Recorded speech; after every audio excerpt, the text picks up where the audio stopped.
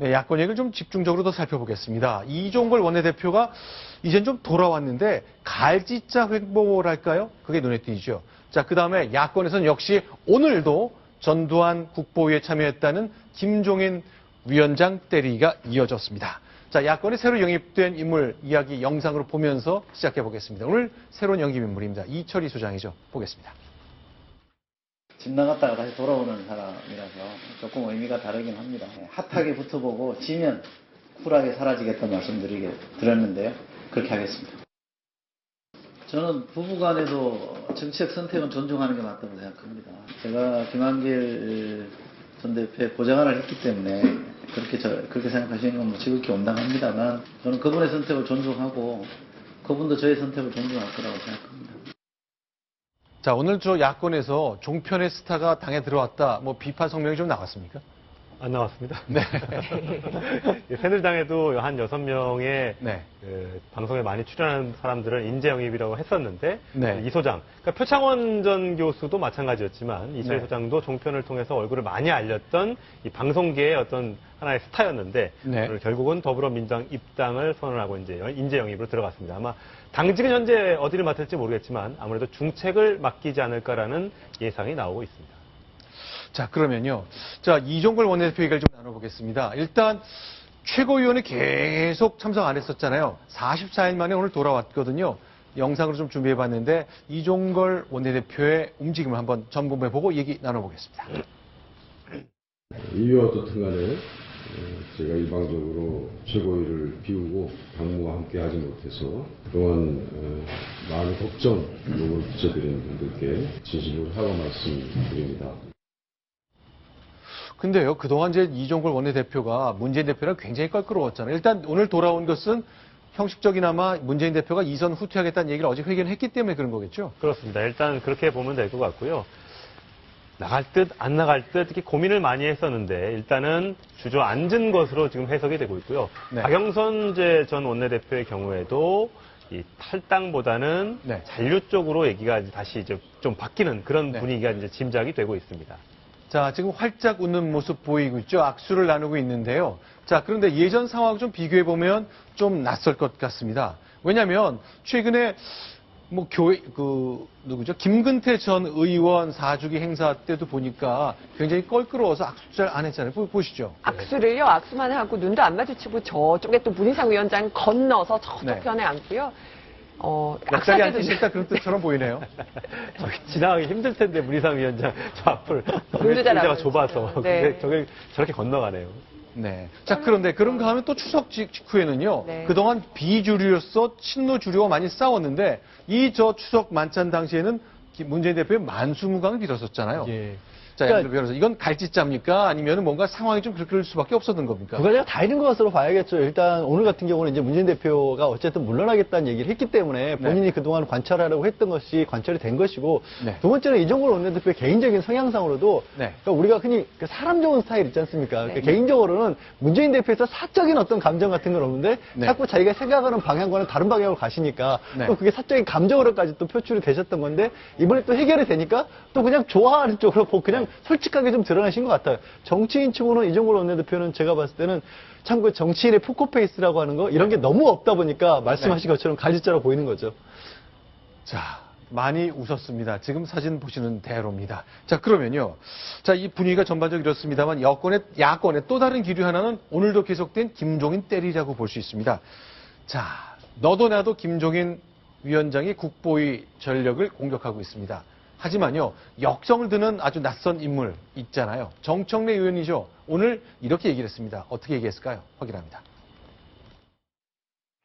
노무현 대통령께서 살아계셨다면 탈당, 분열 이런 것을 만류하셨을 것 같다라는 말로 대신하겠습니다. 이 상황에서 노무현 대통령이 살아계셨다면 탈당, 분열 이것을 만류하셨을 것 같고 새누리당이나 아니면 다른 당에서 돌아가신 분 얘기는 안 하셨으면 좋겠다.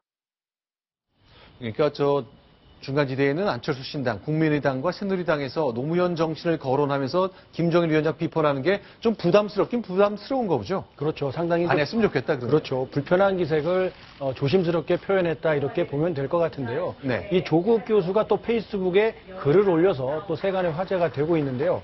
안철수 의원이 일부 주장을 했었는데 사실 그 조국 그 교수의 첫 문장 안철수 주장처럼 이렇게 돼 있는데 사실 안철수 의원의 주장과는 좀 반대된 내용을 좀 써놔서 헷갈리긴 네. 합니다. 내용이 이렇습니다. 이 노무현 대통령이 살아 있었다면 네. 어쨌든 이런 어려운 상황을 타개하기 위해서 김종인을 데려오지 않았겠느냐. 노무현은 아무리 어떤 어려운 시절이 있더라도 네. 경쟁자였던 정몽준과 단일화 승부를 던졌다. 바로 재벌의 오너였다. 이런 사람이다. 이런 점을 강조하면서 상황이 어렵다면은 네. 어떠한 명분이나 이런 것보다도 네. 실리를 택할 수 있었다. 김대중 역시 그러했다. 이런 점을 강조하면서 안철수 의원의 주장은 잘못됐다.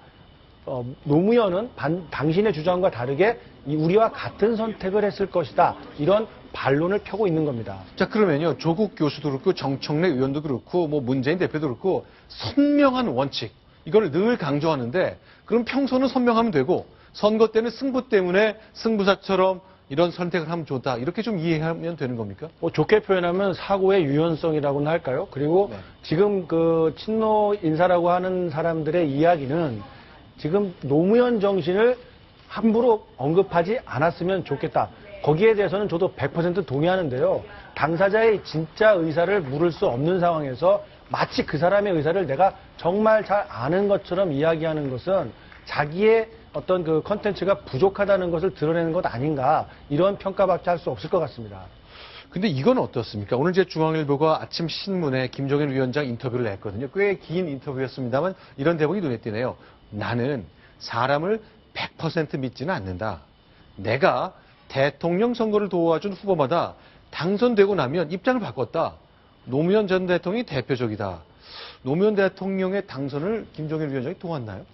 그런 부분도 이제 좀 저희들도 좀 잘 알려지지 않았던 부분인데 그러면서 왜 그 입장을 바꿨다라고 주장을 하냐면은 노무현 그 전 대통령이 친서민 정책을 펼칠 것으로 생각을 했지만 네. 결국 대통령 되고 나서도 신자유주의 노선을 걷더라. 이렇게 주장을 했습니다. 가령 뭐 한미 FTA를 네. 뭐 적극적으로 추진한다거나 노무현 전 대통령이 그런 것들을 추진을 했는데요. 더불어민주당까지 와서 영입돼 있는 분이 또 당의 정신처럼 상징되는 인물을 또 비판하고 나선 겁니다. 이유가 뭘까 보니까 계속 김종인 위원장이 강조하고 싶은 메시지는 그겁니다. 친노 다 이렇게 다 솎아낼 텐데 결국 최고위원들이나 친노들 나한테 간섭을 하면 즉각 물러날 거다. 내가 이 사람들하고 손잡은 것은 손을 잡은 게 아니라 이 사람들 정신 차리라고 하는 거다. 친노를 혼내주러 왔다 이렇게 들리네요. 네. 그래서 목표하는 대로 네. 당이 흘러가지 않으면은 내가 당에 남을 이유가 없다. 이렇게 설명을 합니다. 자, 굉장히 이제 자신의 생각 굉장히 강력하게 주장하는 분으로 잘 알려져 있는 분이죠. 어쨌건 나는 친노를 손잡으러 들어온 게 아니라 이 사람들과 동의해서 잘 하려는 게 아니라 좀 정신을 차리게 하려는 거다. 그래서 당이 반드시 야권이 통합된 상태에서 바로 서기를 기대하는 마음으로 들어왔다고 얘기를 했습니다. 자, 신군부 관련해서 여러 가지 지적받는 건 어떻게 생각하십니까? 라는 질문이 중앙일보가 있었으면 좋겠지만 그런 질문이 없었기 때문에 궁금함이 아직은 좀 남아있습니다. 한번 그런 답을 듣고 싶네요. 자, 문재인 대표는 어제 동아일보와 인터뷰를 했습니다. 그 내용도 좀 이동혁 차장 정리를 좀 해주세요. 예, 오늘자에 실려있는 동아일보의 단독 인터뷰 내용입니다. 문재인 대표는 이렇게 설명했습니다. 총선에서 내가 승리하지 못한다면 정계를 은퇴하겠다. 이렇게 네. 밝혔고요. 네. 총선 승리라는 그 기준은 무엇이냐라는 질문에 대해서 네. 새누리당 과반 의석 저지, 이것이 바로 야권이 꼭 해내야 될 과제다. 이렇게 밝혔습니다. 자, 그러니까 새누리당이 과반 의석을 얻게 된다면 자신은 사실상 정계 은퇴를 하겠다고 얘기를 한 건가요?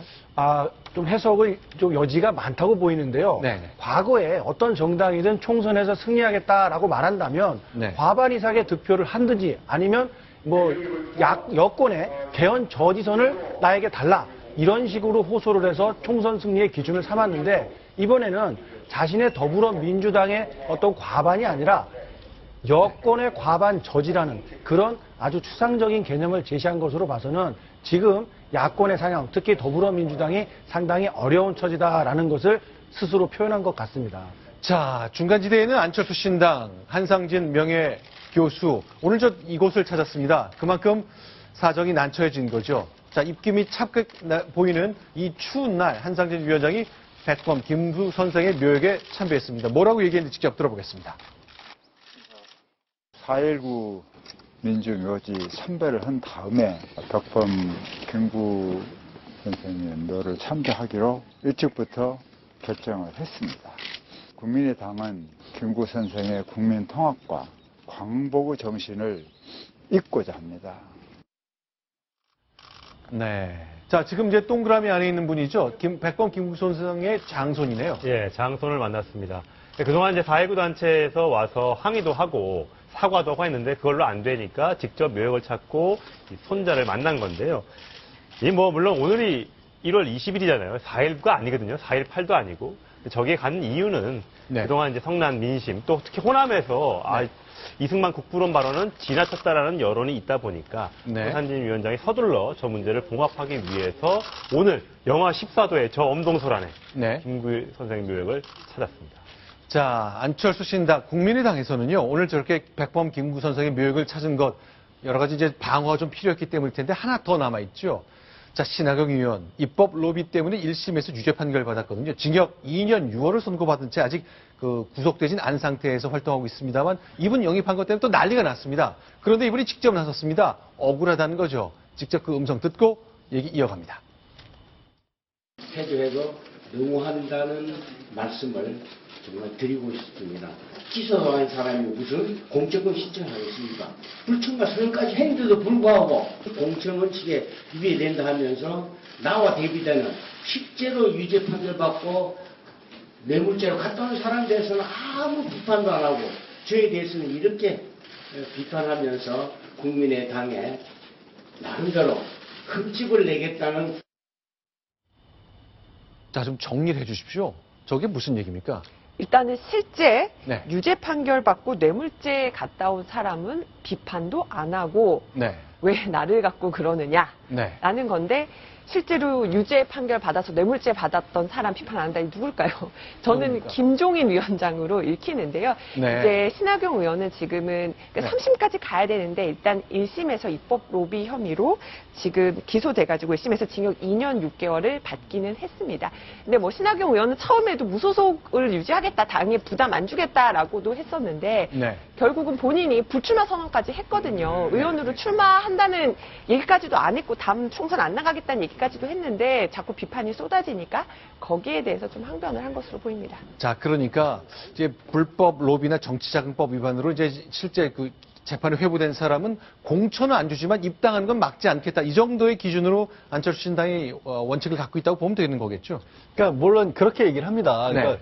오겠다는 분이고 또 앞으로 당에서 어떤 주도적인 역할을 앞으로 하겠다는 건 네. 아니기 때문에 지금 네. 정당법상 이런 걸 막을 관행은 없다라는 건데 그렇다고 목적 자체가 좀 몸 보이잖아요. 이거 교섭자치 하는데 지금 한사라도 아쉬운 상황이니까 그냥 그런 부분 묻어두고 보겠다는데 앞으로 깨끗하겠다고 나선 분들이 지금은 괜찮다는 거냐라는 또 반론을 받을 수가 있는 상황인 거죠. 네. 그럼에도 불구하고. 자, 그러니까 신하경 의원조차도 은근슬쩍 김종인 때리게 나선 거군요. 아니, 상대 정당에서는 왜 우리를 비판하느냐? 왜냐하면 그분은 제일 높은 자리에서 주도하면서도 과거에 이런저런 전력이 있었는데 왜 한마디 듣지 않느냐라고 볼멘 소리를 했습니다. 이런 얘기 계속 이어질 가능성이 높은데 여기저기 곳곳에 김종인 때리기라는 코드가 숨겨진 것 정리했습니다. 자, 다음 소식 넘어가겠습니다. 자, 다음 소식은요. 경제 뉴스로 좀 넘어가 보겠습니다. 순위 확인하고 돌아오겠습니다.